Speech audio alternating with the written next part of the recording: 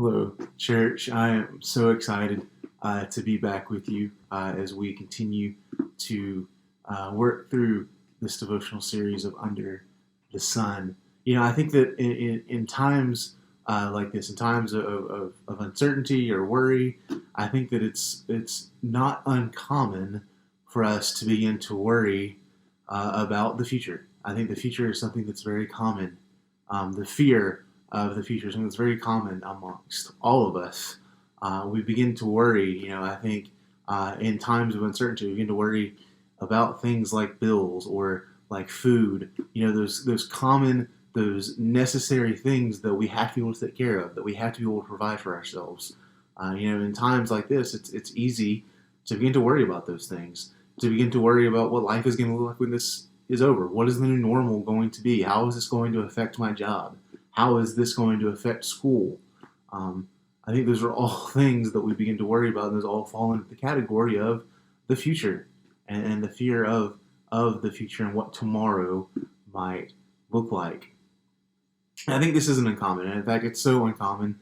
Jesus mentions it in the most powerful and the most famous sermon ever preached. Jesus mentions this in the Sermon on the Mount. In Matthew chapter 6, Jesus talks about worrying about tomorrow, the fear of the future. And in Matthew 6, he shares about how the birds of the trees, right, the birds of the sky, right, they don't worry, they don't store up food for fear that they're going to run out tomorrow. He talks about the flowers of the field. Now, the flowers don't worry about what they're going to wear, right? They don't worry about the beautiful colors that they put on each spring.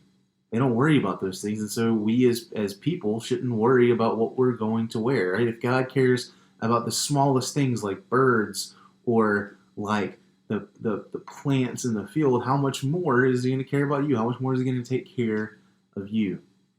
So these are things we shouldn't worry about. The future is not something that we should worry about.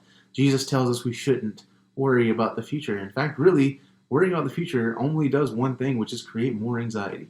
Right? The future is out of our control. It's not something we can necessarily take care of or control, and so it's not something that we should worry about. But I also want to say that Jesus telling us we shouldn't worry about the future, that the future is out of our control, that there's certain things we can't do, there's certain things we can't control, and the future being one of them.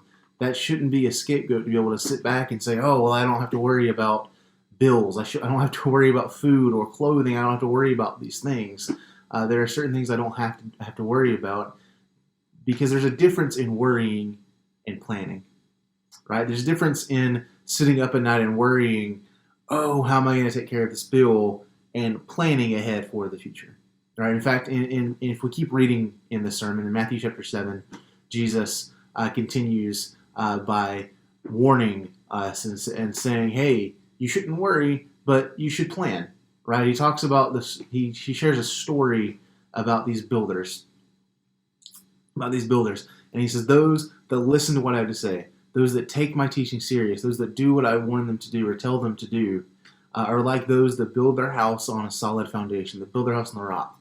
And so when the winds and the waves come crashing down on them and the rain falls, their house stands tall, it stands firm, because it's built on a solid foundation. Right? It was ready for what the future might hold. It was ready for tomorrow, no matter what it looked like. But those that don't listen to Jesus, those that don't adhere to his teachings, those that don't do as he says we should do, are like those that built their house on the sand. He says, when the winds come, when the waves come crashing down on them, when the rain falls, their house is swept away because they weren't ready. They weren't ready for the future. No matter what the future could have held, they weren't ready for any one of those scenarios. And so I think it's important to listen to that. I think it's important that we pay attention to that and remember that while we're not in control of the future, while worrying about what tomorrow is going to look like shouldn't be something that we sit up late at night worrying about, we should plan. We should be ready. We should do things that we can in order to be ready for the future. And remember that all the while we're planning for the future, while we're getting ready for what tomorrow might hold, remember that no matter what the world throws at us, we're okay, because the one that created the world is also the one that holds us, is the one that takes care of us, the one that has promised to look out for us and to be there for us.